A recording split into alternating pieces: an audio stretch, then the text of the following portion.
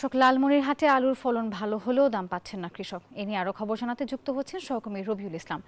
রবিউল, আজ আলুর দাম আপনি কেমন দেখছেন এবং কৃষকরা কি বলছেন, তারা কেমন দাম পাচ্ছেন আলুর?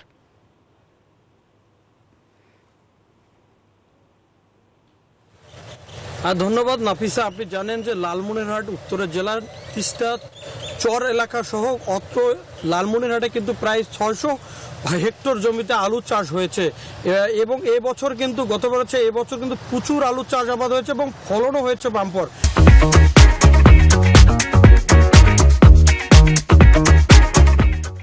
কিন্তু কৃষকরা তেমন দাম পাচ্ছে না। শুরুতেই কিন্তু 100 থেকে 120 টাকা কেজি ধরে দাম পেলেও কিন্তু বর্তমানে মাত্র 20 থেকে 25 টাকা দামে খুচরা মূল্য বিক্রি হচ্ছে। আমরা একজন কৃষকের সাথে কথা বলবো। আপনি তো আলু চাষ করেছেন, কতটুকু দাম পাবেন এবং কি অবস্থা?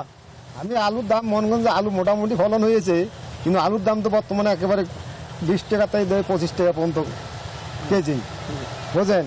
এখন আমাদের যে কি হবে এখন সেইটা